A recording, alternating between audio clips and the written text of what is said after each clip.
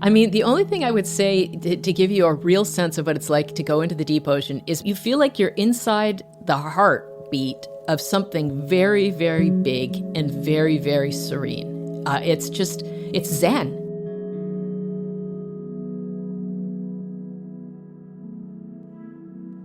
For Susan Casey, the ocean is a place of personal calm, surrender, and majesty, but it also contains great scientific value.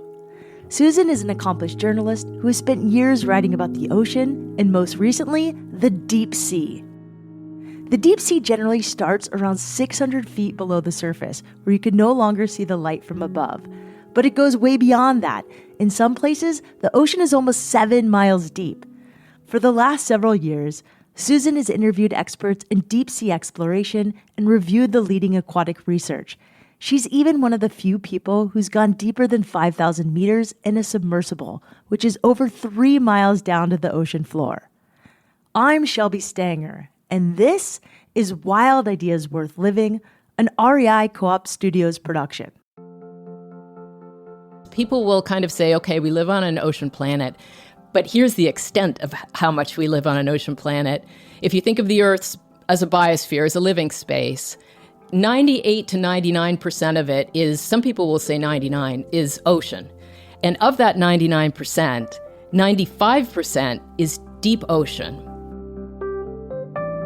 Susan Casey has published multiple best-selling books that explore different facets of the ocean, from sharks and dolphins to giant waves. Even before she started writing books, Susan had an impressive resume as a journalist. She was the creative director of Outside Magazine, the editor-at-large for Time Inc.'s magazine titles, and the editor-in-chief of Sports Illustrated Women and the Oprah magazine. Now, after 6 years of research, interviews, and reporting, Susan has written a new book called The Underworld: Journeys to the Depths of the Ocean.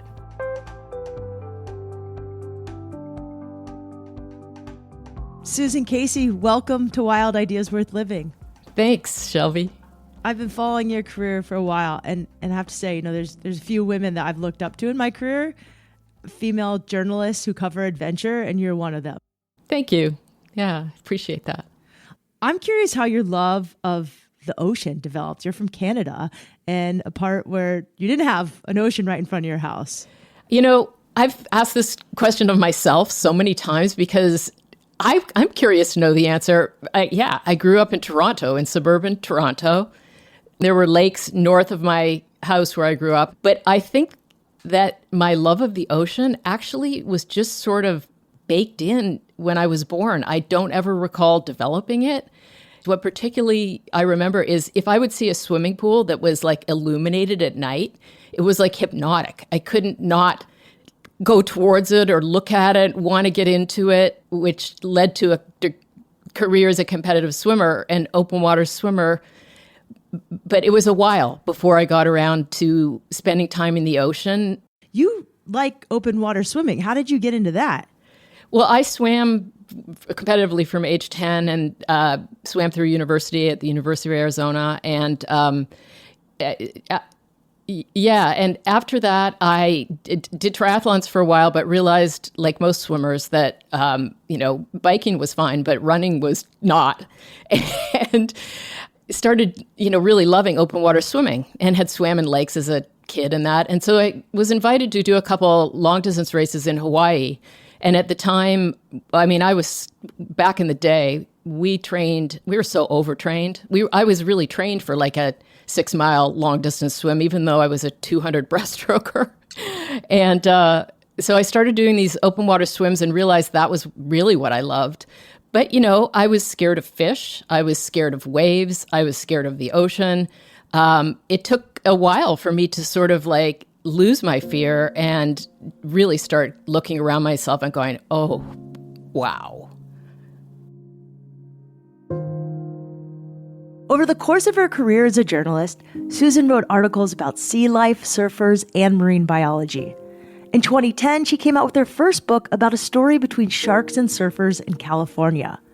For her latest book, Susan dove deep, literally, learning everything she could about the mostly undiscovered world at the bottom of the ocean. One of the coolest parts of her reporting included exploring the seafloor in a submersible. You might have heard about the tragedy of the Titan sub that imploded in June of 2023. But Susan says most submersible trips are very safe. You know, everybody heard the news about the submersible that imploded. Just totally tragic, and I'm sure you have a lot of thoughts on it. But in your book, you had to go into one of these submersibles.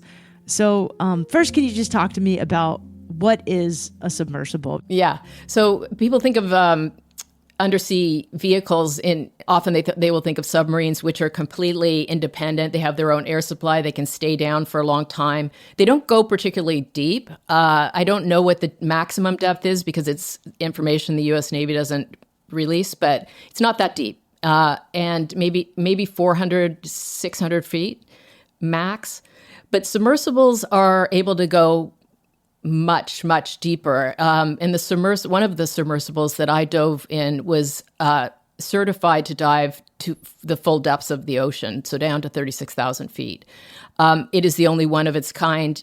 Well, actually, when I started the book, it was just being completed, and it was the only one of its kind right until I was writing the epilogue, after which China dove successfully in a 3-man full ocean depth science submersible. So there are 2 now that have ever existed that can dive repeatedly to full ocean depth. So very few. And the other thing about a submersible is that it can fly around independently beneath the surface, but it's powered by batteries. So it doesn't have the kind of ability to stay underwater for extended periods of time the way a submarine does. It needs a ship. It needs a launch system. It needs people launching it. It needs people recovering it. So it has a mothership attached with it. Very few people have actually been able to be in a submersible. They're expensive, and it's, either you have to have a lot of money and just kind of like going to space. Right now, you have to have an absurd amount of money, or you have to have some sort of privilege, either being a really cool journalist like you or being part of the Navy or something like that. I still can't imagine what it's like to be in one. Can you tell me what it was like? Like, how big is it? What are you inside of?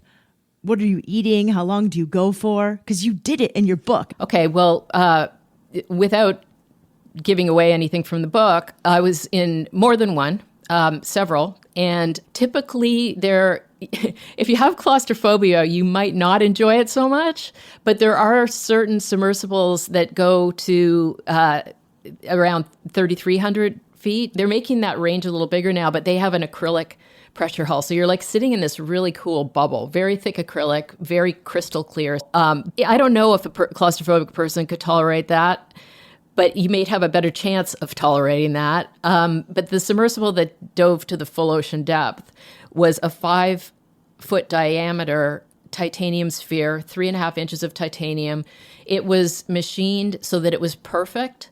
So there is no area of vulnerability because at the very bottom of the ocean, it's 8 tons of pressure per square inch. So you cannot have a tin can down there. You have to have this perfect sphere, and it's just incredibly secure. And you have oxygen bottles lined above your head, and there's 2 people. There's me and the pilot, and you sit in sort of tightly body-fitting seats with your knees sort of touching, and there's enough room for me as a fairly small person to be snug, but not like insanely snug. But for a large man, it's an interesting day, and you're down there for the whole day. I mean, it takes. For one of my dives, it took us almost 3 hours to get to the bottom of just free falling. And then it takes about the same time to come back up. They're very sophisticated machines. Like when you're sitting in them, you're like in awe of the engineering that has gone into them.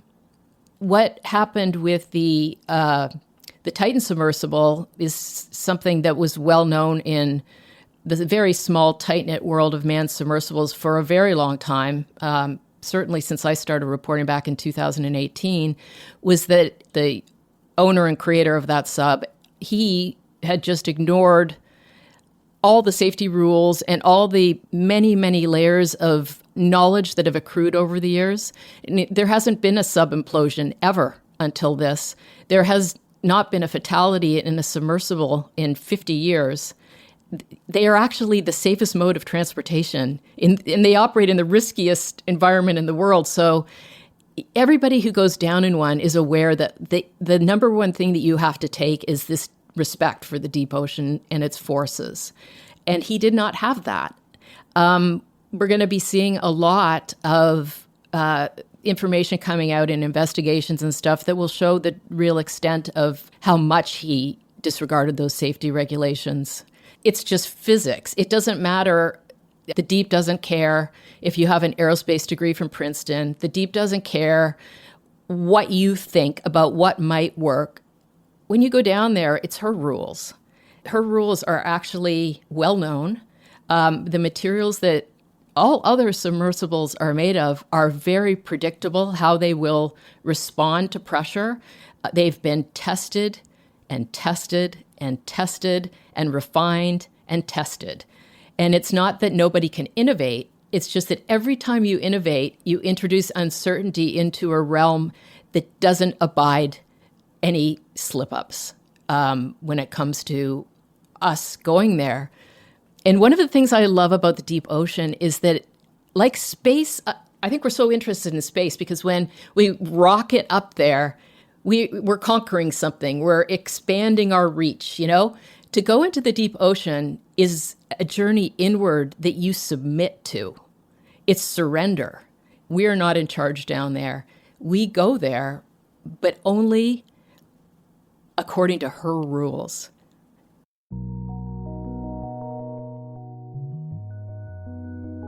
But, you know, one thing that I think is really important to mention is you don't have to dive into the abyss. You can go snorkeling and see another world. And the thing about the ocean that I love so much is I always say enchantment is always available underwater. I often don't think it's always available on land. That's so interesting. Snorkeling it feels like nothing else. I feel like my heart rate slows down. I just feel like I did like 10 hours of yoga if I go snorkeling. I mean, the only thing I would say to give you a real sense of what it's like to go into the deep ocean is magnify that feeling times 1,000. Like you feel this calmness, this zenith, because time is gone.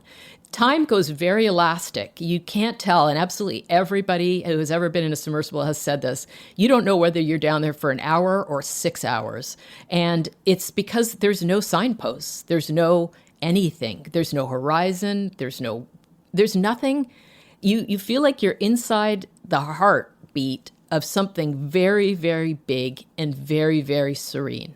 It's zen. It's like almost even if I watch a camera going into the deep ocean, I feel my whole body relaxing. And it's like exactly the feeling that you were talking about, but it gets really like profound, which means, deep. That's amazing.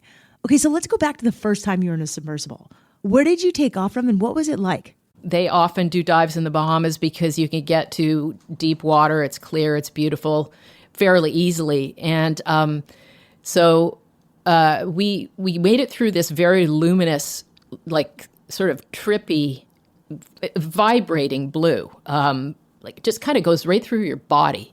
It feels like it's alive. And everybody just kind of freaks out when they experience it. And then we started going through a slightly more indigo version where there's still blue light, but the sunlight has started to diminish a lot. And then you're into the darkness, and around 700 feet, you start seeing bioluminescence. And you realize in the twilight zone that unlike space, we're floating and drifting and descending through a matrix of life. Like it is so extensive. It is just everywhere. And it's microscopic, it's microorganisms, it's tiny fish, it's larger jellyfish. The majority of all known jellyfish species live in this band of ocean. So you see a lot of creatures that look like UFOs, flashing lights. And we got down to the bottom and they turned on the lights and it was like, I had no idea that it was going to be so beautiful. It took my breath away. It was unexpected. When we come back, Susan talks about how deep-sea mining threatens to hurt our environment and hinders possible scientific discoveries. She also talks about overcoming her fears and the power of surrender.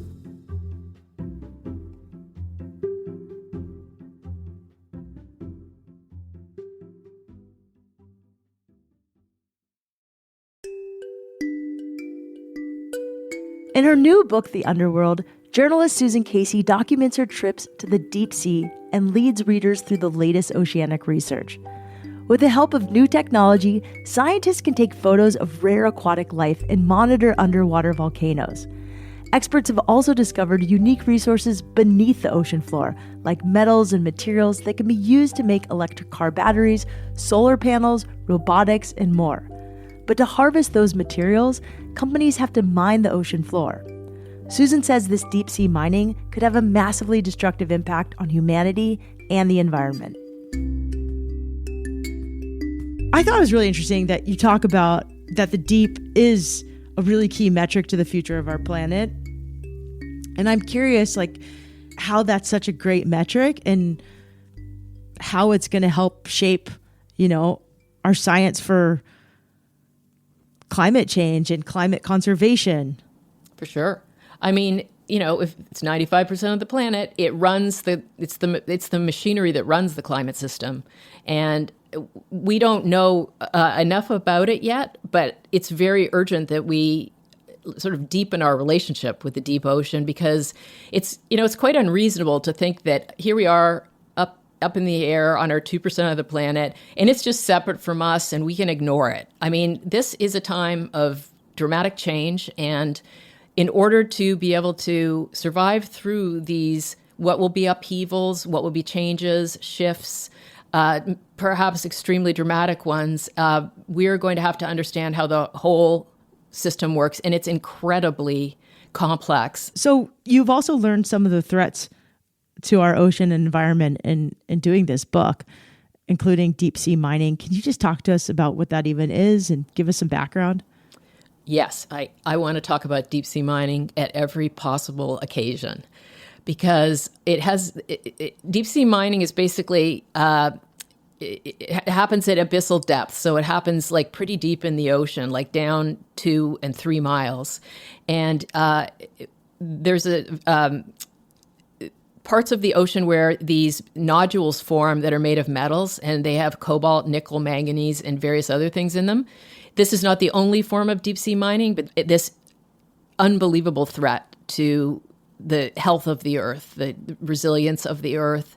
It is the most hubristic and unwise thing that I can imagine us doing, although, there's probably others, but this one is huge, because every mine site is 30,000 square miles. And when they come along to take those nodules, they're also taking the sediment beneath them. And the sediment down there is alive, right? There is microbial life that goes beneath the seafloor up to a mile. And it's incredibly ancient. We don't know much about it. They call it the deep biosphere. And some of the microbes are 100 million years old. Who knows? Maybe there are even older microbes. They have learned to live through all kinds of different situations, different conditions, really hostile conditions. And so they have developed mechanisms that can teach us things about resilience. So there's a whole lot that we can learn about, say, future medicines, biocompounds. They have found a microbe that has given them a compound that kills glioblastoma cells, which is the cancer that killed John McCain. There was no cure for it. It's in trials now, and it was from deep sea sediments. And this is just the beginning of this research. And we have problems like antibiotic resistant, strains of bacteria. That's where our answers are going to come from, is this sediment and creatures in the deep ocean. And they live in the nodules, on the nodules, under the nodules. And there are companies that want to scoop these up so that they can use the cobalt and the nickel mainly to make EV batteries, solar cells, things like that. and they will all be sucked up a pipe, and we will lose things that we never got to know in the first place. So scientists have signed, many deep sea scientists have signed a moratorium request, demand, plea, like it's a primal scream, basically, like we can't start this. If we do it at all, we need at least 10 to 30 years more study. And it doesn't appear that that is going to happen, although I just want to talk about it at every occasion so that everybody knows about it, because I think people don't realize this is imminent. And I honestly feel if we do this, we will have failed a sort of wisdom test that I don't know how you come back from that. Like, it's the biggest carbon sink on the planet.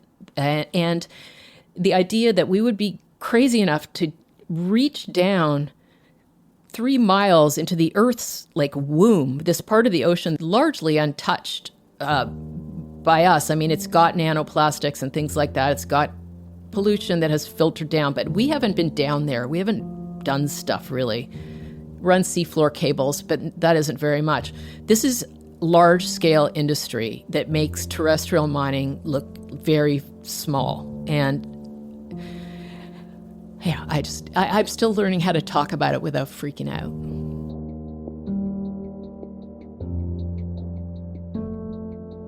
A few companies like Google, BMW, and Patagonia have already committed to staying away from the minerals that are mined from the ocean floor. Because this research is fairly new, not a lot of people are aware of deep-sea mining and the damage it could cause. Susan, on the other hand, spent 6 years interviewing scientists and devouring the latest research on the subject. Most of the time, it was fascinating work, but of course, there were moments of uncertainty and even doubt along the way.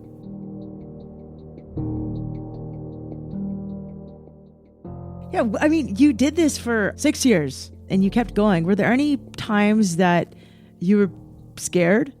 Yes, there were times when I was scared, and that's the great thing about nonfiction. You never know what's going to happen during your reporting, right? Like, I actually often feel very fortunate to be a nonfiction writer because I couldn't make up half the stuff that I've seen and experienced.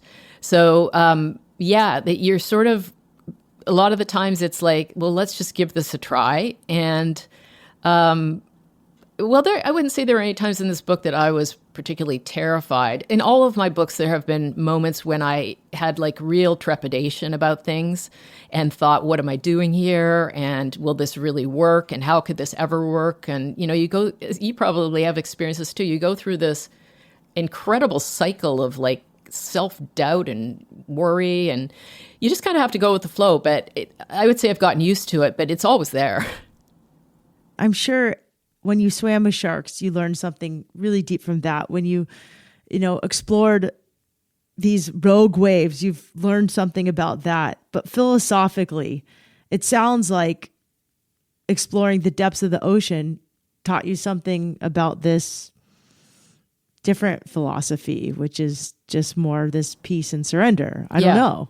Yeah. So when you get to that point where, you're going to do something hard and you're grinding against it, there is this moment where if you surrender, there's like incredible power in surrender. Surrender is powerful because there's only so much you can hold up, right? Like when you let it go, that feeling that you get of like, okay, we've surrendered here, like then you can go forward.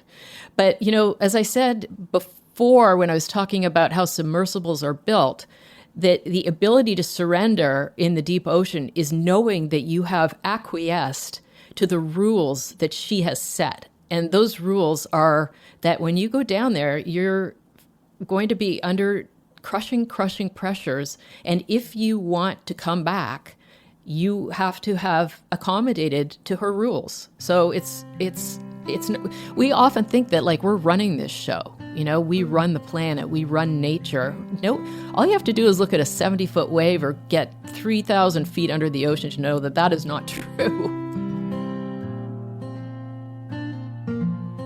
So many surfers, myself included, have felt and talked about the power of the ocean.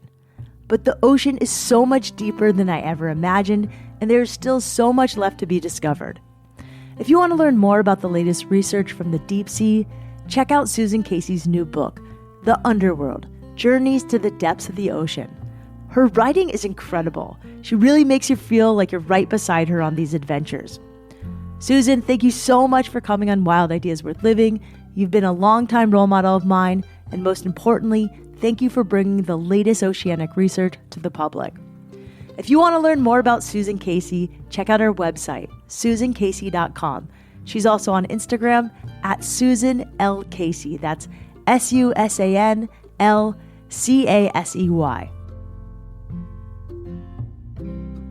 Wild Ideas Worth Living is part of the REI Podcast Network. It's hosted by me, Shelby Stanger, produced by Annie Fassler, Sylvia Thomas, and Sam Piers-Nitzberg of Puddle Creative, and our senior producer is Jenny Barber. Our executive producers are Paolo Motola and Joe Crosby. As always, we love it when you follow the show, rate it, and write a review wherever you listen. And remember, some of the best adventures happen when you follow your wildest ideas.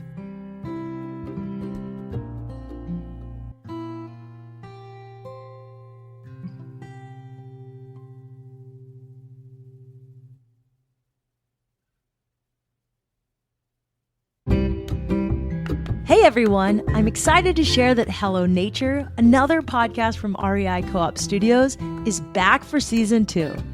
In Season 1, host Misha Yusuf traveled across the country to share the unknown stories of America's national parks. In Season 2, Misha is back on the road, and this time she's exploring the nature that's right out our front doors. She's visiting cities across the country, from LA to Atlanta and Portland to New York City, hitting the trails, camping out at local preserves, and running alongside local changemakers to answer these questions. What makes these cities unique? Who is doing the work to redefine how we get outside? And how can we get involved? If you're looking for a podcast to inspire you to chase adventure in your own backyard, this is it. Make sure you tune in to Hello Nature Season 2 wherever you listen to podcasts.